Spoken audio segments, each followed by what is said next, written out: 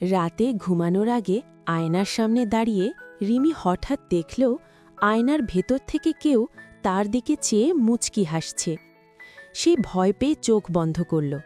আবার খুলে দেখল একটি ছোট্ট জিন, মাথায় টুপিতে জলজলে তারার আলো। ভয় পেও না, জিনটি বলল। আমার নাম জারিন, আমি ভালো জিন।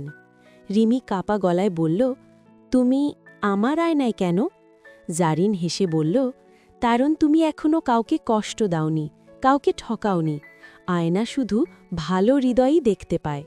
ঠিক তখন জানালার ধারে এক পরী এসে বসল। তার ডানাগুলো চাঁদের আলোর মতো ঝকঝক করছে। সে বলল, আমার নাম লিনা, আমরা আজ তোমার একটা পরীক্ষা নেব।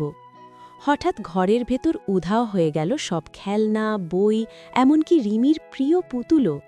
রিমি অবাক হয়ে বলল, এগুলো কোথায় গেল?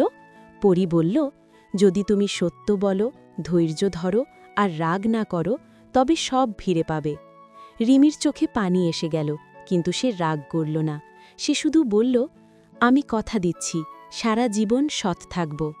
হঠাৎ এক ঝলক আলো, আর সঙ্গে সঙ্গেই সব কিছু ফিরে এলো। জিনটি হাসল, তুমি পাশ করলে। পরী বলল, মনে রেখো, সত্য, ধৈর্য আর ভালো মন থাকলে ভয়ও তোমার বন্ধু হয়ে যায়।